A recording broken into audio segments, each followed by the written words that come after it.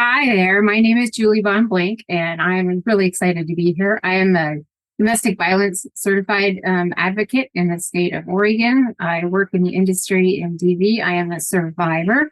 I'm also an author and a speaker as well, and I'm happy to be here with you today.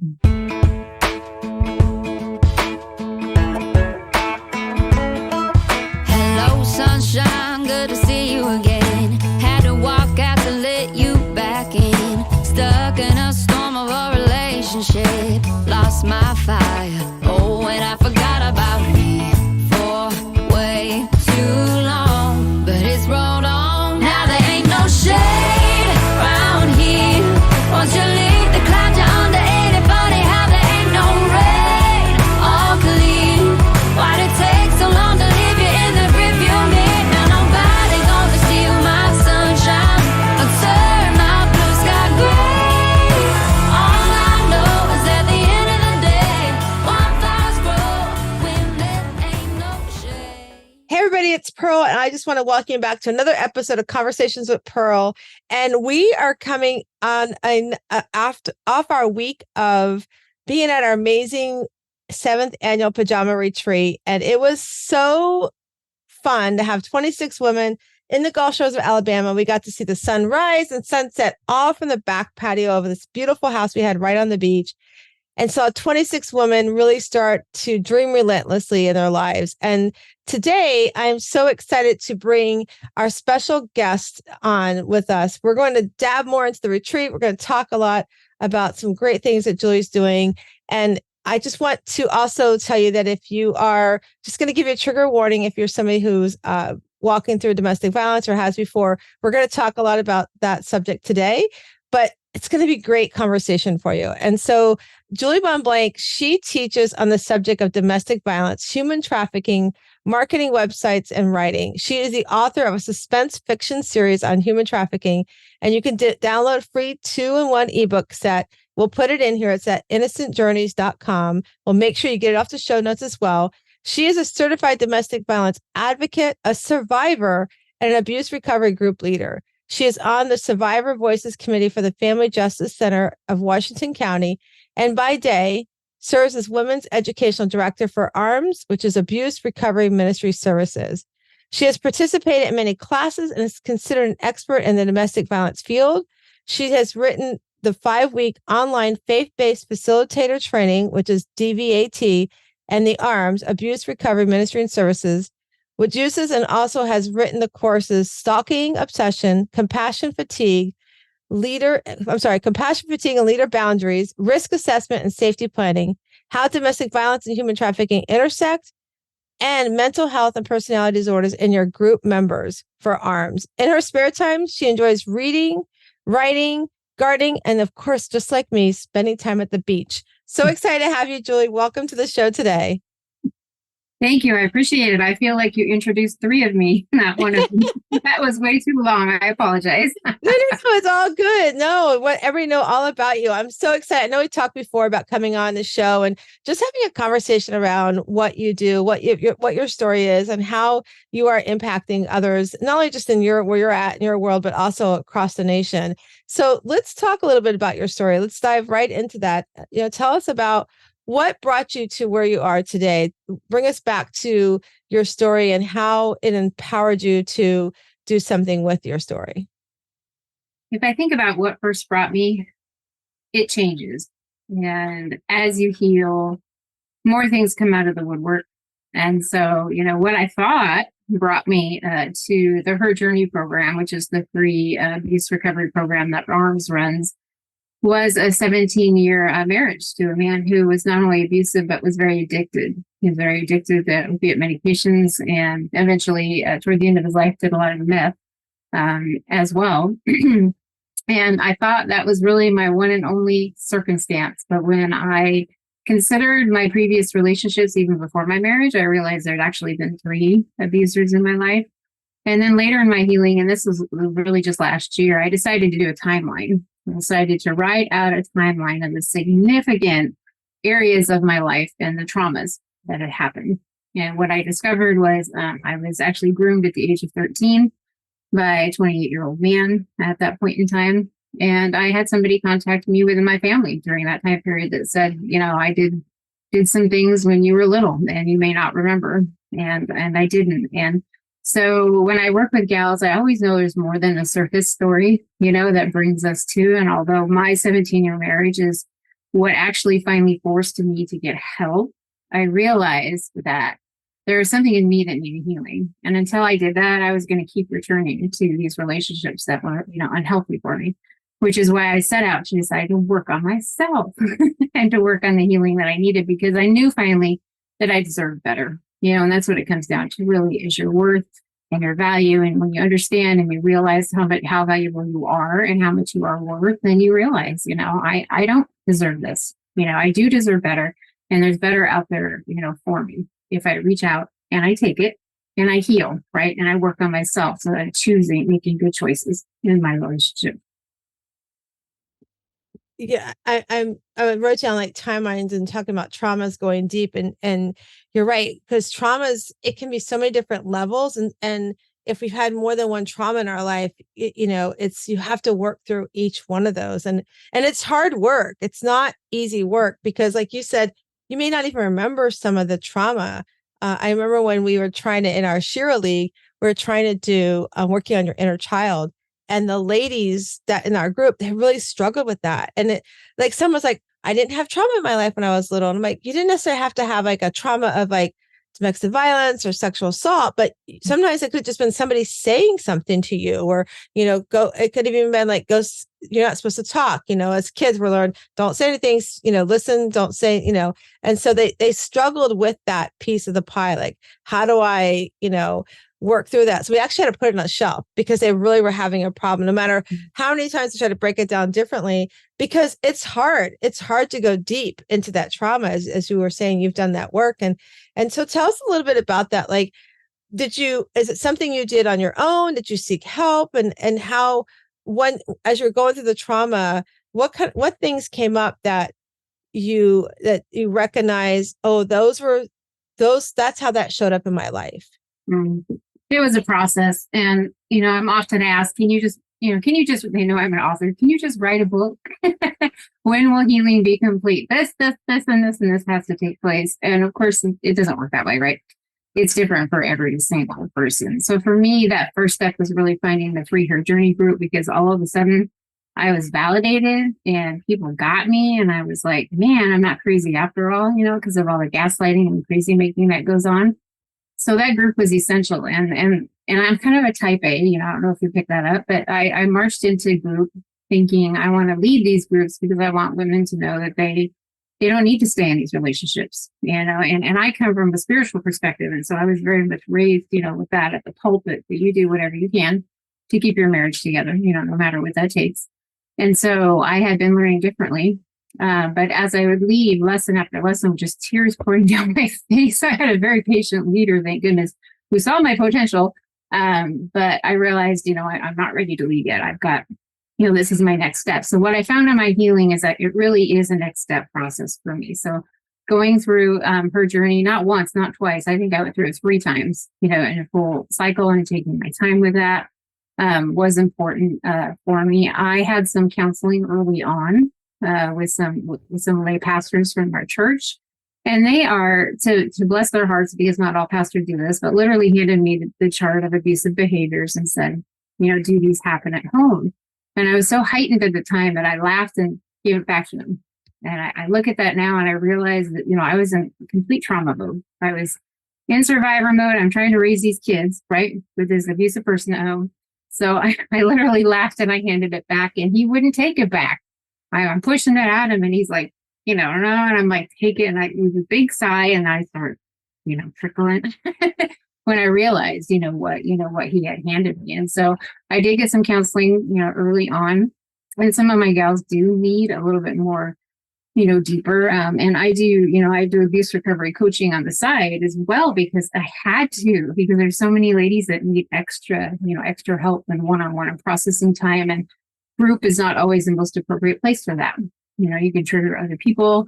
You can, we're so happy to finally get an audience that, gets us and understands us, that we can easily take the whole hour and a half sharing our story, and the lesson never happened. So reading was a part of my healing, and that was a step.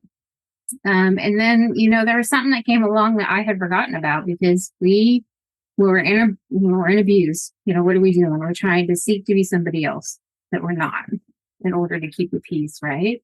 And so throughout my healing, God was giving me these little nudges that you need to go back to your writing. And I was like, I can't write. I was too traumatized to write. But I did realize when I got down and started writing again, that was part of my healing process.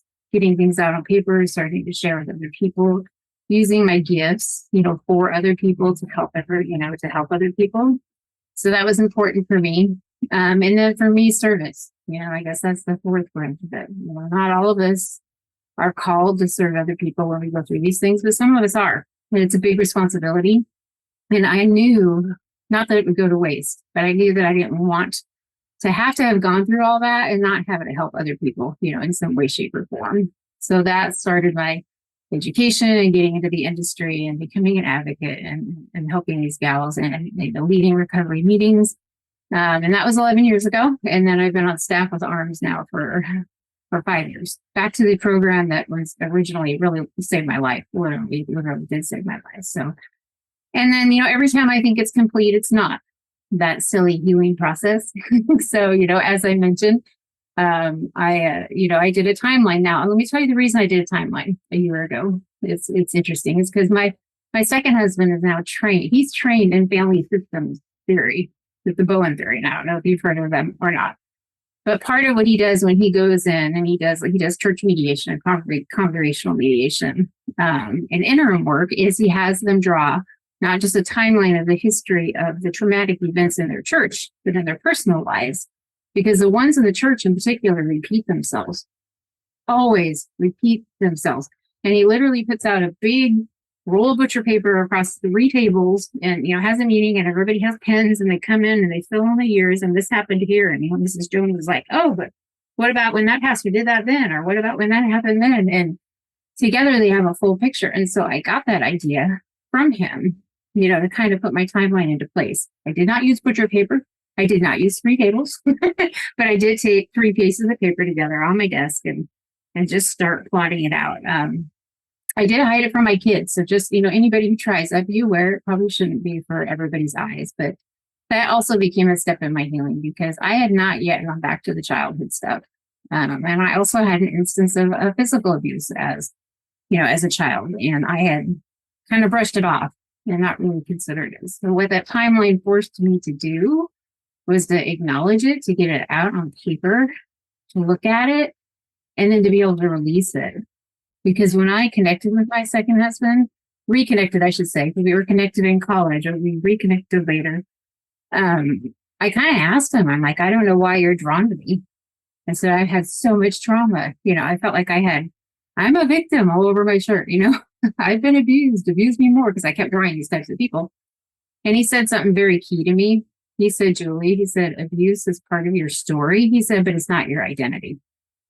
And I was like, how can that be? I'm a thinker, just pretend I'm 3. Because I'm like, but why? But why? Why?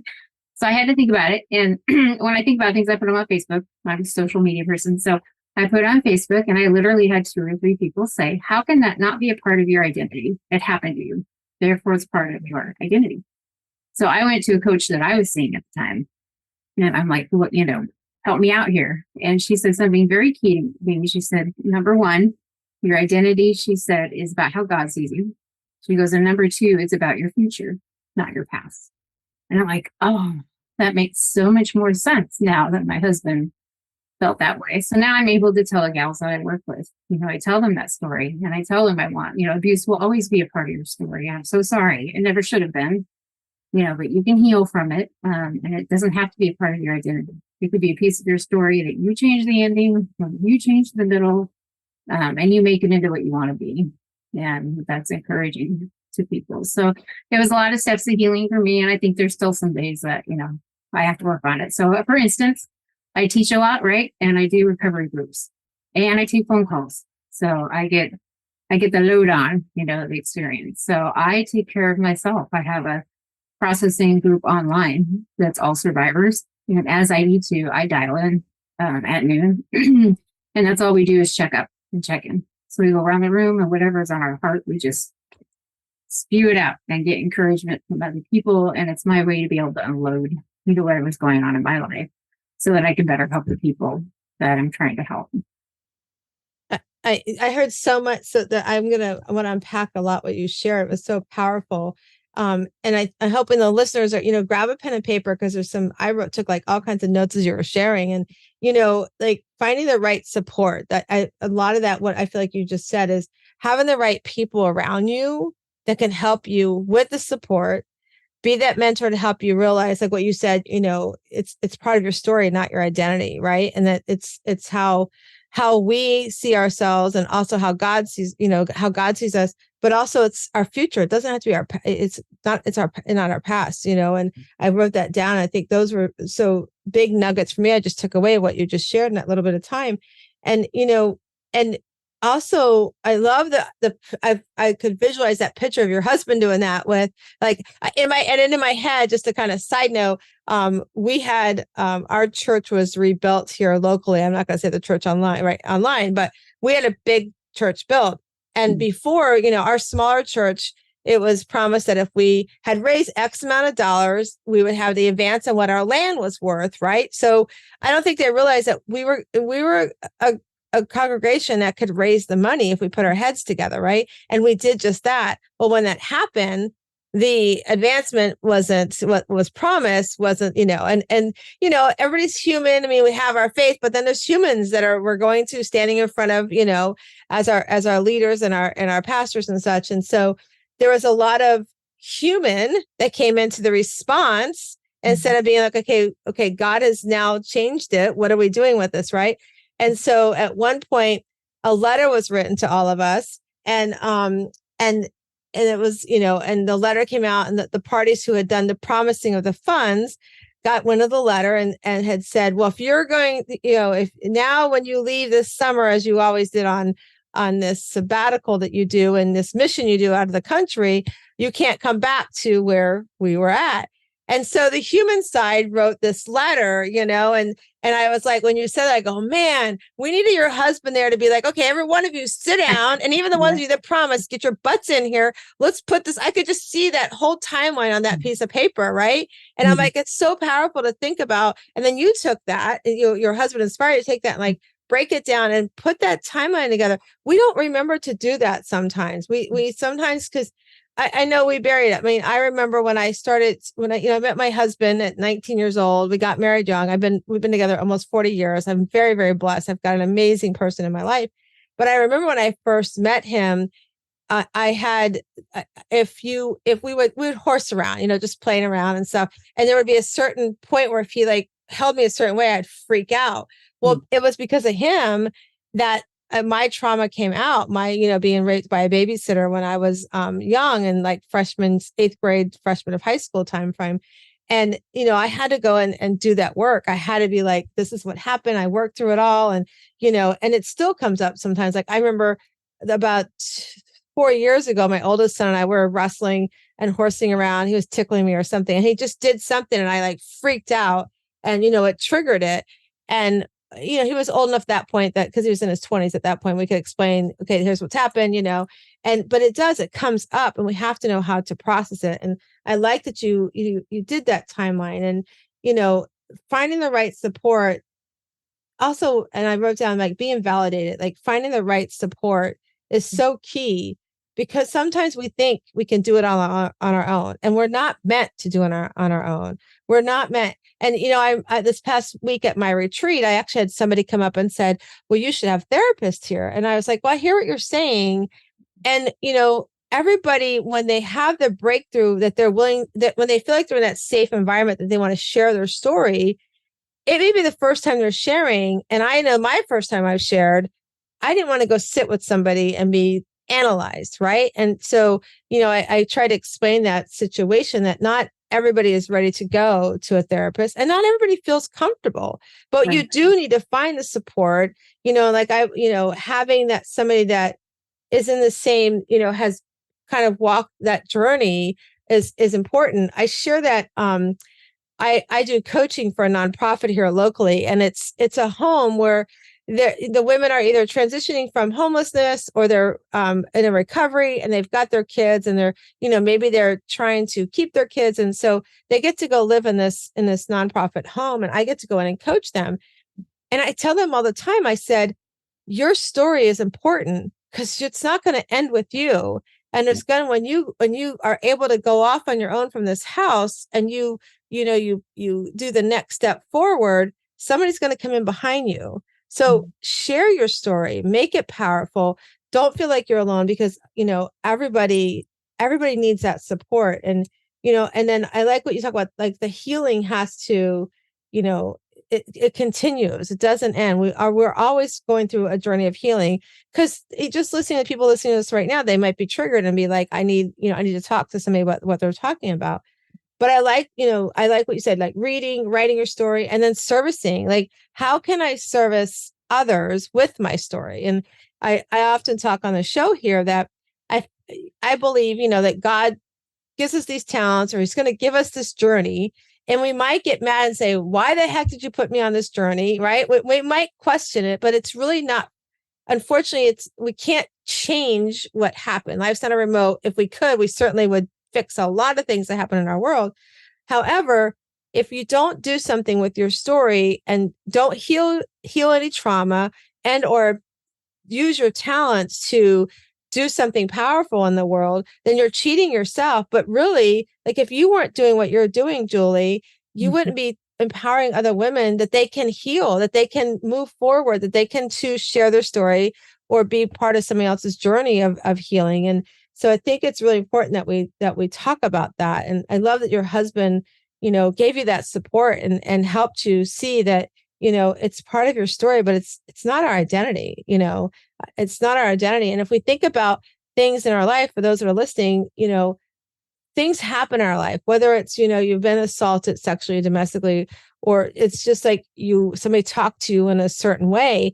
Those things affect us and how people talk to us. And it's what we do with that. And as we, find the support and the people to help us heal, but also paying it, how do you take that and turn it into a value for somebody else to heal? And I think all through what you said so far, I think the big thing stands out for support. But I want to go back for a second, and those that are listening, the kids, that survivor mode, you called it, to, I'm in survivor mode. I've got my kids to take care of. I was talking with somebody earlier, and she was on the summit that we were on with Michelle Dewsbury as well a few months ago. And she said she finally got to that point where she was like, I've been doing survivor mode, but I got to do something for my kids, because I don't want to live like this. And she shared that her kids are older now, and her daughter had come back to her and said, I don't know what our life would have been like if you had stayed with dad. And I don't know what my life would have been like if you had stayed with dad. It's so different now because you found the strength to do something and, not live in survivor mode anymore, but to live like my life matters. Right.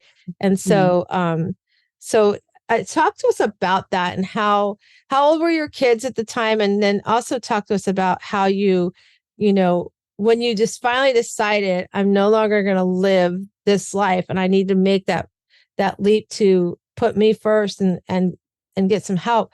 How did that affect your kids? It's been tough on the kids. It goes both ways. I want to return to a couple of things you said. Number one, that validation key. Because at one point in time, I thought that I needed my family and my kids to validate my experience in order to heal. And of course, it would be wonderful, right, if my abuser had actually come up to me and said, I was not the nicest person, I apologize. But that never happened. And it usually does not, happen.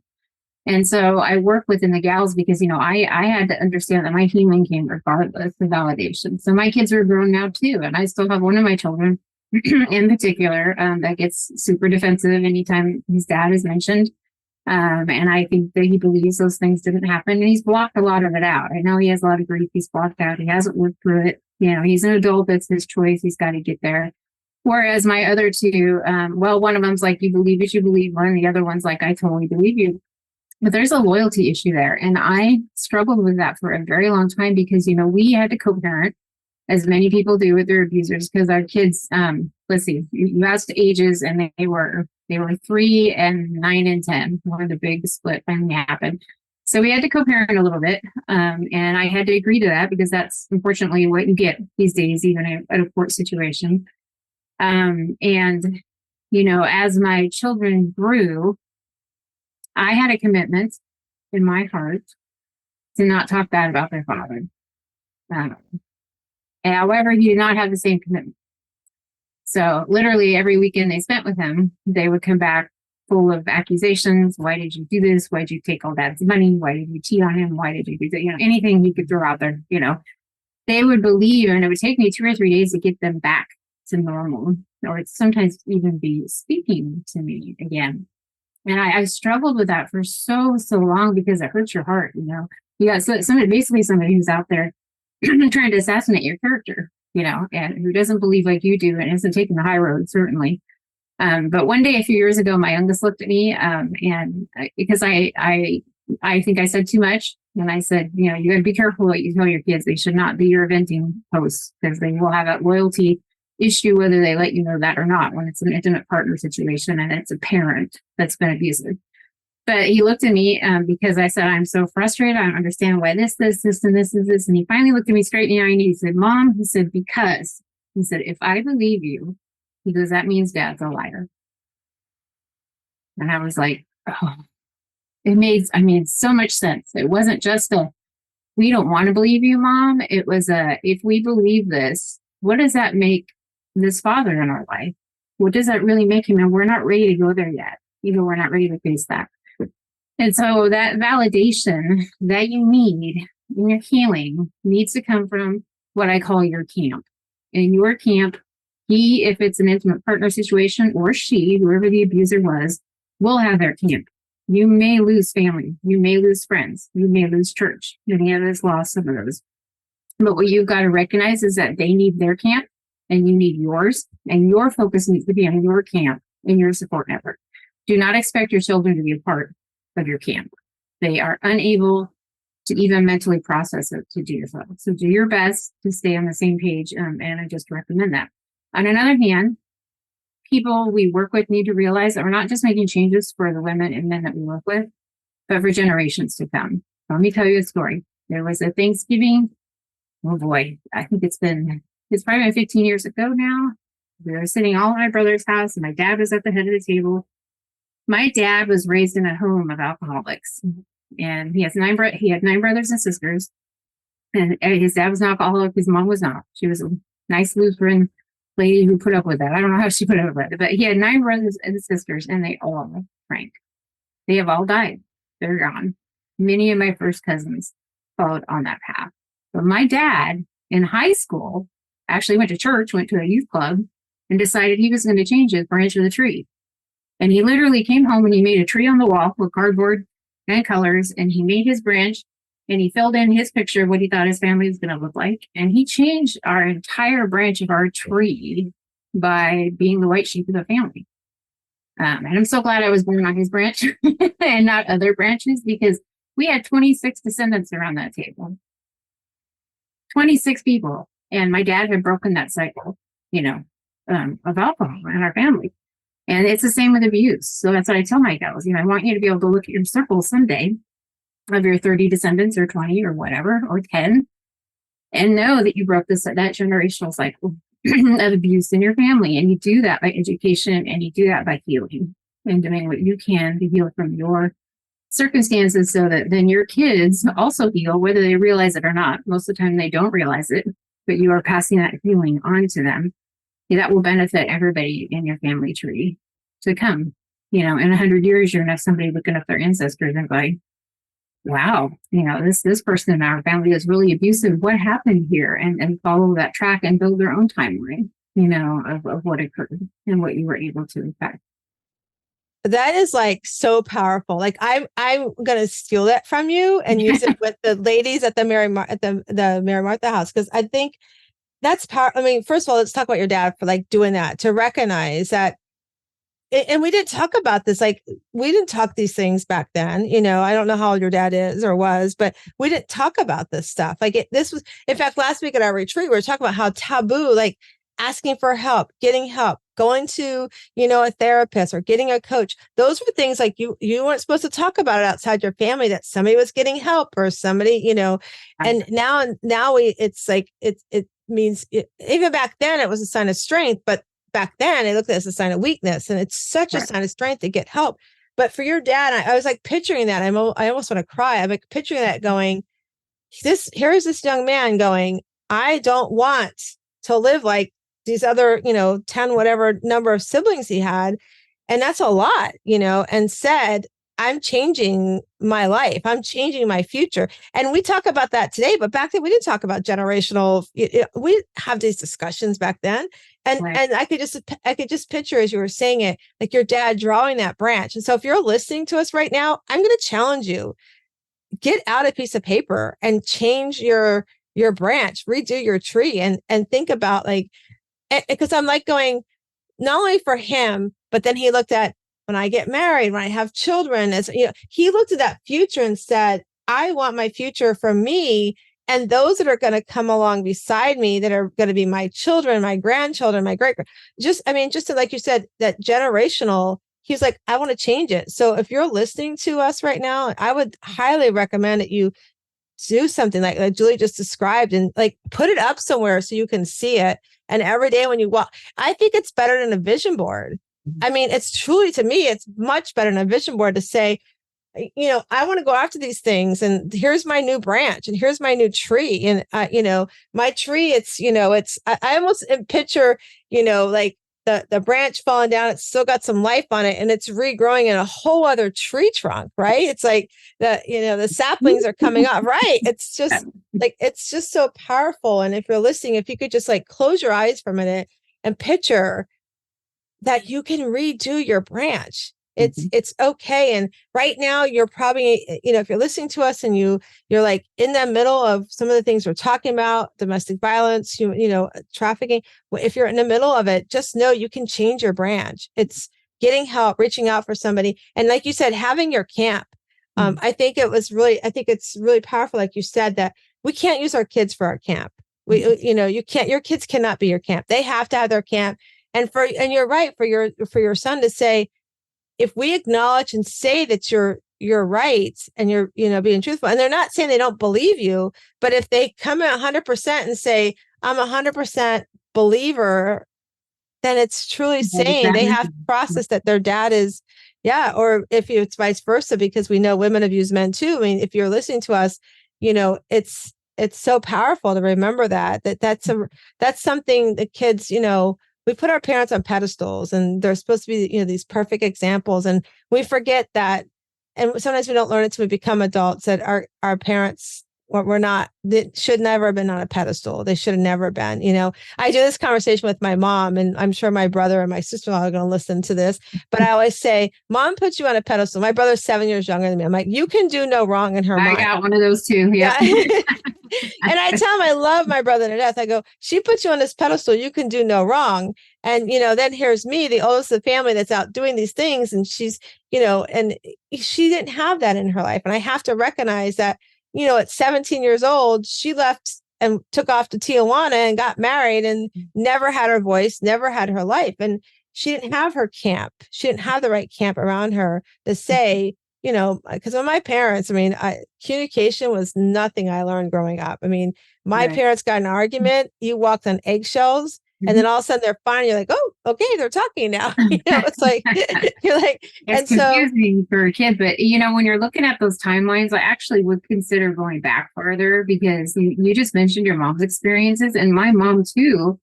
She married at 19 to my dad. Unfortunately, it worked out. They've had their ups and downs. But she really had this. She was an only child. Her dad died early. She was the princess of the family. Right. And she really had that Cinderella mentality. Someday my prince will come and everything will be just fine. Yes. This is not how it works. And of course, we have to raise with that mentality. And it's like, that's not how it works. So think about those things if you are doing a timeline. Go back a generation or two. Go interview your cousins. Go interview your aunts and uncles about things you might not even know or even hear about your parents or your folks or your grandparents. Dig into dig into your family Bibles if you have them. My grandma Right. had a prayer journal that we had no idea that she had until she died. And then, I mean, it's just, whoa, when you read it, it's like we had no, because she was very quiet about her faith. And we had no idea, but so much wisdom and so much history is, recorded in that. And you Yeah. can see in my family history repeating itself. My girl cousins, when I was going through my abuse and I finally came out, my girl cousins came out. And guess what? My grandpa sexually abused them. One Wow. of my family. And I was fortunate that I was squirmy enough that I resisted him and it didn't happen to me. And thank God it didn't happen to me. But my cousins had to get their healing and they've seen that cycle of abuse before they got their healing keep going down the thing. So they need to make their own, tree branch, Right. because it will revisit and will take every opportunity to come and destroy you and your loved ones and your future loved ones if you don't. So if you Right. can't do it for yourself, and you do deserve to do it for yourself. I hope you get it. But if you can't do it for yourself, think of that. Think of your future people. Yeah, absolutely. Yeah. So powerful. So let's talk about what led you. So you went through and you started to do the work that you're doing and paying it forward. So what can somebody expect when they come in and Julie, and they become in your world of, helping them to heal and helping them to, find their camp? Like, as you said, what's some of the things that that they can expect when they come into your world? Yeah, that camp is key. I had coaching sessions with my 3 ladies this last week. That's mostly what we talked about because they're in the phase that they have left their abuser. And now their abuser is talking bad about them and everybody believes the abusers and they're losing family and they're losing church people and they're just brokenhearted and devastated. And I have to refocus them on, we're going to talk about this. That is his camp and this is yours. Now, who's in your camp? Get a piece of paper, write down who's in your camp. Well, my best friend from childhood, she believes in me.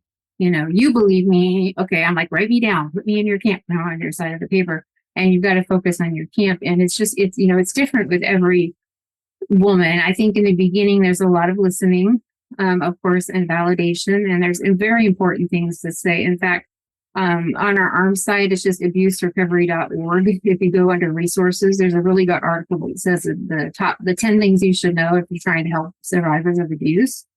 And this is where my healing came in when people did this for me was number 1. And so this is what I do for them. Number 1, I believe you, right?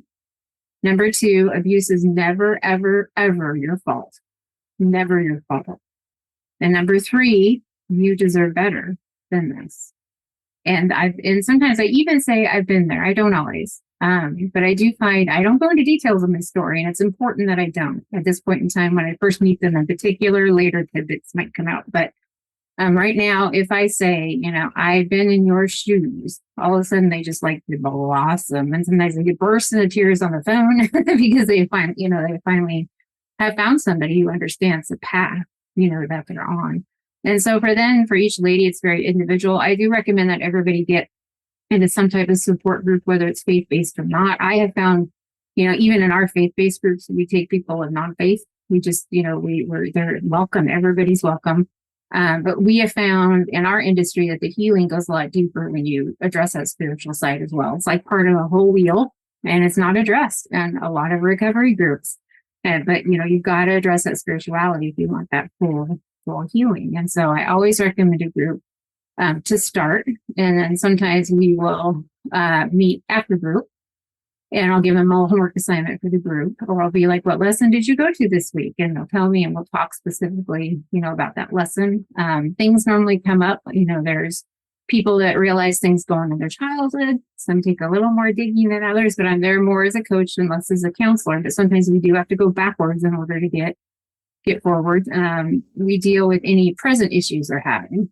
So let's say that they're really struggling to leave abuse because, well, he's never hit me, right? Or she's never pushed me down the stairs, right? Or she's not as bad. And, the 3 things that we do that we teach to avoid painful decisions is we deny them.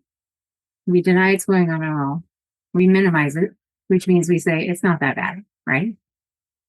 And we deny and we minimize them and then we justify. And when we justify it, we're actually buying into that abuser's lies by thinking we're at fault and saying, if I hadn't have done this, that night, this wouldn't have happened. Or we justify him or her. And we say, gee, if they hadn't been drunk that night, I hear that quite a bit on the phone.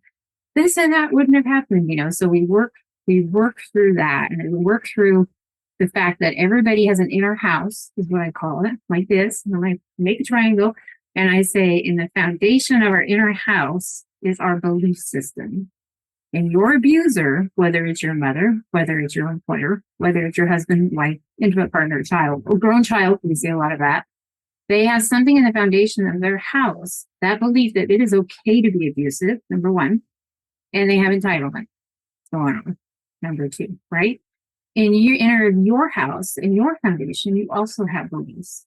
And your belief system is what we're going to work on. Because what do you believe? What is keeping you in abuse? Is it that I'm not worth more? Is it that it's supposed to be this way and I was raised this way, so this is normal to me, right?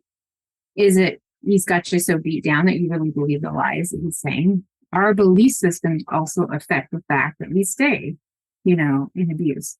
And so those are at the core, of what you've got to address with everybody, is getting to the point that changing those belief systems so that then behavior can change. Because behavior cannot change as long as those belief systems are in place. So we talk a lot about inner house and work on all kinds of healing modalities. And then occasionally I find that women in particular, but some men too, need to go further.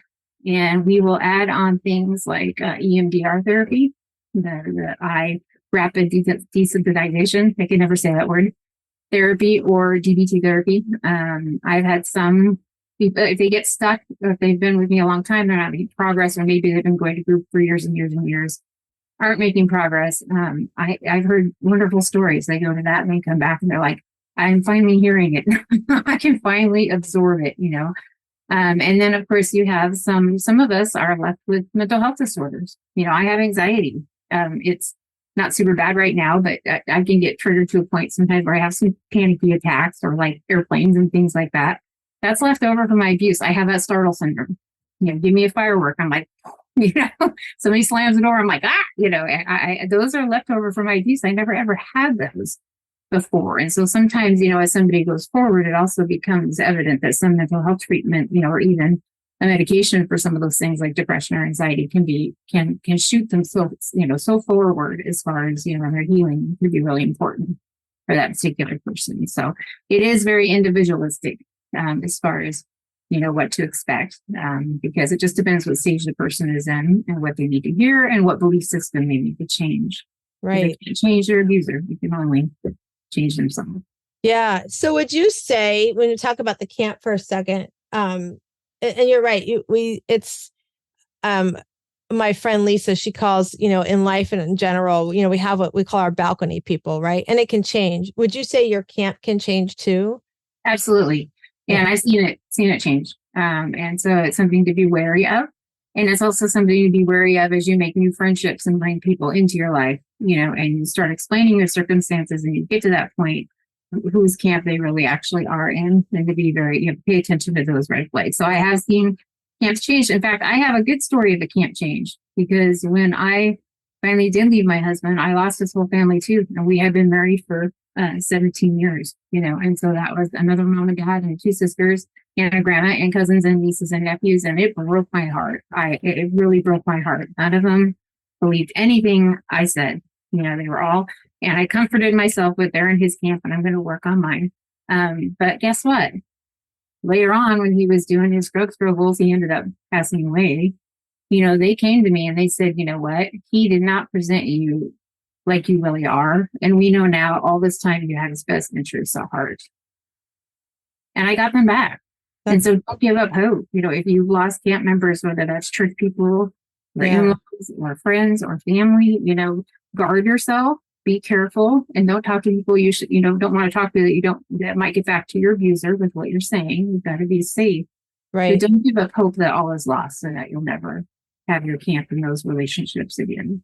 Yeah, I love that happened for you. That's so beautiful. I have my husband. I'm just like, it was just like the small family of four of us. My dad and his siblings weren't close, so it was just us five of us. Three kids and mom and dad. So when I met my husband, in fact, I have a friend, she's getting married next year, and she made a cake for our retreat, and I went by to pick it up, and she was really stressed. I said, what's the matter? She says, oh my gosh, he's got this big family. They're doing these text messages. I'm like, okay, stop, breathe. I said, I remember when I met my husband's family, my mother-in-law had 13 brothers and sisters. My father-in-law had probably almost the same. They're Italians in upstate New York. And so I remember going into that, and I said, like, one day we went to my father-in-law's side, and everybody was feeding us. And by the end of the day, after then we went to my mother-in-law's side. By the time we got to my Aunt Linda's house, and if she's listening, I've told her this story all the time before. And I was like, Aunt Linda, I can't eat any more pasta. And I was just like, I just had to sit. Like, there were so many people around me. And, and I told her, I said, just breathe, gravitate to those that, find the 4 or 5 that, resonate with you, and you've got something common, and just gravitate to those for a little while. Then the other ones will come, and you'll get to know which ones are the ones that, oh, they're the gossipers. There's the ones that, you'll get to know all that, but it can be overwhelming. And I sat there and I told her I was so blessed. My mother and father-in-law, I met my husband, like I said, 19, turned 20 not too long after. They were really the epitome of what parents are supposed to be like. They weren't perfect, but they really showed that loving parent side. And so, yeah, I mean, I was like, if I ever lost that camp, so I'm so glad that camp came full circle back, to you. And, but yeah, I mean, I think, like you said too, being aware that who is in your camp, who's putting up tent with you, because, you want to make sure you're sacredly held as well. I think that's powerful.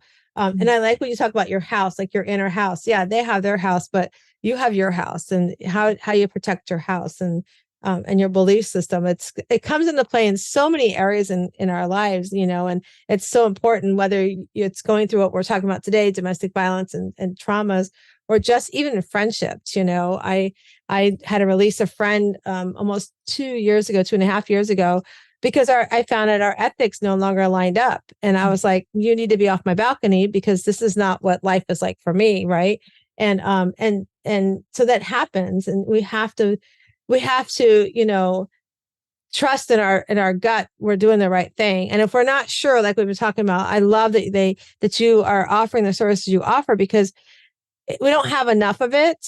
And we know, unfortunately, it's always going to be a need. And, it's something that's always there. And so, as I've said before, and we've talked about on the show today, is that everybody has a story. So whether you want to publish it or not, write it down. I always tell my clients that I coach, even just coming in here, just want to have balance in our life. I'm like, write your story that it's been, because you have a story, and whether you publish it or not, it's your story. And if you can put it down, you can read it and be like, wow, I've come this far. Look what I've done. And, and as you write it, you might find there's a journey to go on to, like what you've done, to take and pay forward your experiences to help others, and I'm also glad you talked about the piece about the PTSD of it, because it is real. It's definitely real. And I think it's definitely something that we have to address, and I'm glad that that's a piece that you were addressing. And it's interesting, every little trigger for us, everybody, it's different, and it's important that we know that. So, so tell us, I'm looking at, we're running out of time already. I can't believe this has been such a great conversation. So Julie, tell us, how can somebody reach out to you? What are some of the resources? We're also going to put everything in the show notes. So if you're listening to us, it'll all be in the show notes as well, but let me know how they can reach out to you. Sure. Yeah. If you're interested in coaching services that I do on the side, or my books for writing, I did bring one of my books with me today. This is the first in my suspense series. It is on human trafficking. So be aware that if you are a victim, that it can be a bit triggering, but it's done I've had enough survivors read it that have said, no, it's okay. It's done well. So if you want to get a hold of me personally, my website is just my name.com, juliebonnblank.com.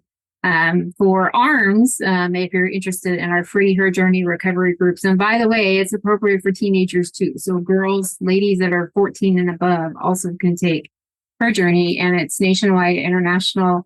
We have Zoom groups 7 days a week, as well as in-person groups. We have a lot of resources. That website is just abuserecovery.org. And we're here Monday through Friday, 8 to 5 Pacific time, to take phone calls if you want to talk. And you can go to that website for a lot more resources and information.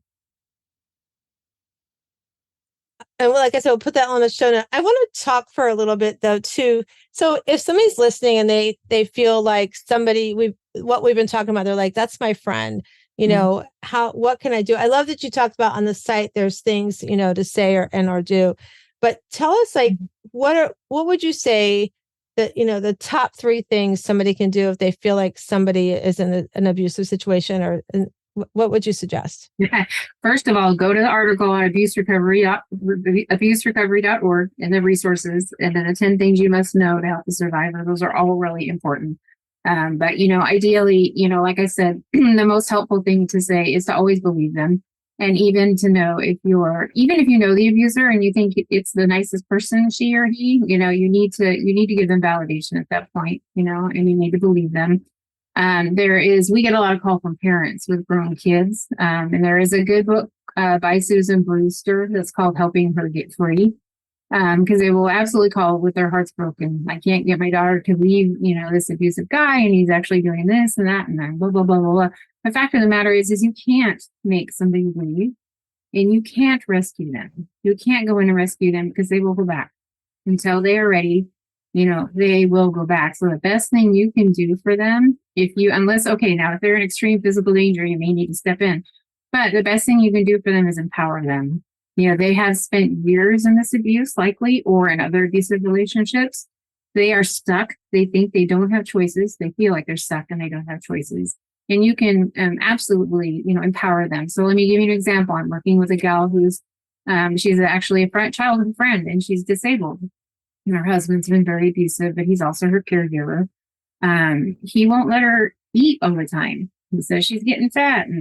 And so the other day she texted me and she's like, he won't let me eat breakfast and I'm starving. And I said, why won't he let you eat breakfast? And she said, because dinner was so late last night. She said, I'm starving and I don't know what to do. So I made sure she was physically safe. I said, what do you think would happen if you go out there and you say, I'm going to make some food anyway?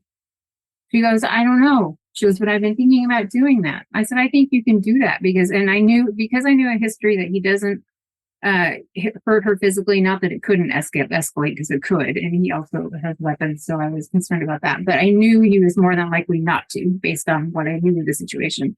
And so she did that, and she came back to her room and she had food, and I said, what happened? And she goes, he followed me around the kitchen, he was like right here at me, and that was really intimidating, and he told me he's not going to take me to my doctor's appointment today.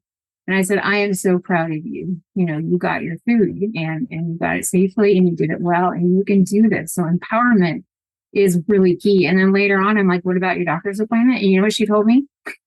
She's like, I called the doctor and said, I can't come in person. Can we do it on the phone? And we did a telehealth. And I'm like, oh, good for you. And so that's one of the biggest things you can do is help them take their power back, and renting headspace to your abuser is ridiculous.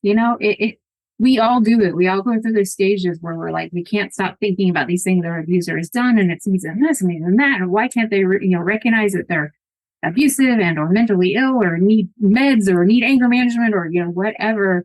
As long as you are in that mode, and that's why the boards on Facebook I struggle with, like the narcissistic boards. As long as you are giving headspace to that person, you are giving them power over you. To take your power back, encourage your friend that they can make choices. We don't always like the choices we have, right? But they can make choices and you will be there for them. Be their listening ear and believe them. And when they're ready, they will let you know that you're ready. And you may be able to step in and do a little bit more. But be very cautious not to rush in or rescue them, even though you love them. It's really tough, but they will likely return to their abuser if they're not getting help. Yeah, that's so. I love that. Take some of your power, take your power back. I mean, I thought maybe you were going to tell me she called an Uber for herself. That would have been great. We're not quite there yet. Okay, hopefully right. We'll get there. but to find the alternatives, it's so powerful. My son, we lost him. My oldest one, we lost him last July. And his friend was here with this little girl, and she was having her birthday. I think it was her 6th birthday because she was supposed to be in kindergarten. And he's in this custody challenge with the mom of the little girl. And so the mom was putting an Apple Watch on this little girl. Like she wanted to track her. She would call her every time she was with him. And so we're doing her birthday cake in the middle of singing birthday. The mother calls, and I watched this little girl go like totally tense up and everything. And I actually pulled him aside and I said, after the cake was done and she was playing, I said, come outside for a second. And I literally looked at him, I go, you need to get some cojones. You need to take that power back because she's taking power from that little girl. And that's not fair to her. I said, you got like a year and a half to teach her about her voice, you know? And I said, you've got to work on this. And I don't know what's happened. He's kind of, I think he struggled with some of the situations and stuff, but having that power, finding your power in the middle of this storm is so powerful. I'm glad. And well, you can teach your kids to set boundaries too. When they're tiny, maybe you can't so much, but if you have to co-parent with your abuser, it is going to be essential as your kids grow that you teach them proper boundaries and safety, and that they can say no, and that their bodies are to be respected and they are not to be treated this way. And the more you build that up in the presence, of your home, the safer they'll be. Yeah. He actually went the next week they had mediation, and the mediator said that watch is gone. No. Yeah. Yep, there's no need to have that. That's a good mediator. I don't always see that. So you don't always see that. That's so true. Counselors either, because there's so many counselors that are untrained, and it breaks my heart. But that's one of the reasons that I wrote the 13-week faith-based advocacy training that we have online on ARMS, because I would talk to counselors and say, what training have you had in domestic abuse? And the most common answer I got was, we had a film. We had a 90-minute film, and then we talked about it. And I'm like, being a survivor and having hundreds of hours of training and realizing what a specialized thing it is, they cause secondary trauma to the people that we're trying to help, when they're not educated. Yeah. And so very important to be. Yeah. And that was a lot of my thought when, like I said, somebody had made the comment that, at our retreat, we should have, I'm like, they're not always, we had, like myself, I do the self-care piece. We have somebody who's at the retreat who's a trauma coach. And, we have those pieces there. And I'm like, we have those pieces there because, if things happen at the retreat, we've got the resources, and not, like you said, not everybody is as trained as what we think they are in that area, So it's this has been such great conversation. And those that have been listening, we're going to put all of Julie's contacts in the show notes, and you'll be able to reach out to her and follow her. She's doing amazing work. And also go to her resources. I did forewarn Julie ahead of time that we're going to do our Better Questions, Better Life cards. And these questions are so powerful because it's my friend Carol Gill, who actually helps me with my retreats, and her friend Diane Allen. They created these cards. There are over 70 cards, and they're just meant to ask you questions to either journal, meditate on, take a copy for you, just some powerful, get you thinking questions, right? So I'm going to shuffle them, and Julie, you're going to tell me when to stop, and we're going to see what your card says. So here we go. Stop. All right. So your question says, how am I living my life with intention? So how are you living your life with intention? Wow, that's a big one. I became very intentional, I think, when I decided to not be a victim anymore. When I decided that I was in charge of whether I'm a victim anymore. I was doing a book signing once, and I got a phone call. That was one of those admissions of this happened when you were a kid. And I started to get panicky. I wanted to leave. I had a panic attack. I wanted to leave. And then I started to pack up my books, and I said, you know what? I am not going to do this. I am not going to act like a victim anymore. It is my choice to not act like a victim. And I went back to my book signing, and I did just fine. And so for me, living with intention means to intentionally take those triggers as they come and intentionally turn them around, by choice, as well as helping other people, and everything I do, everything I'm involved in is all about, helping survivors. And so that's very, very intentional on my part. That's a great it too. Anybody listening, because living with intention is so much better than living in abuse. Absolutely. And it's such a great example too, to not take that power back. I'm not going to do this. I'm here because I'm supposed to be here. That's me. Yeah. It's so powerful. So I'm glad you got that card. That was a good card for you to have today. It's always a risk, I tell you. Right? So I just want to thank you again for being on. I want to remind the audience that, we've just finished up our 7th annual pajama retreat. We are going back to the Gulf Shores of Alabama next September. So we have some spots left. Almost half of them filled up when we left the retreat last weekend. It hasn't even been a week since we were at the retreat. So we're literally in pajamas the entire weekend, no makeup. We're on the beach. We have our own private entrance to the beach. So if that sounds good to you and you're saying, I want to do something for me for a change. I just want to be with some other women that are going to uplift me, help me to find my radiant self and start glowing up in my life. I would love for you to join us. So all you have to do is go to wslivingretreats.com. That's wslivingretreats.com. We make it so flexible. You can pay in full 6 months, or I even give you 1 year to pay it off because I really believe you need to be there. And so let's try to make it happen for you. So I just want to remind everybody again, as you come into this world, you are this amazing oyster. You're a little rough on the outside. You got some work to do. You need to really, find your camp, as we've been talking about, and get into your house. But as you do that inside, you're gonna find your inner pearl of greatness, and you deserve it. So I want you to go out today and find that inner pearl. And I hope you have a great day, and we'll see you again. And remember to follow us on our YouTube channel and all of our platforms for our podcast. Thank you.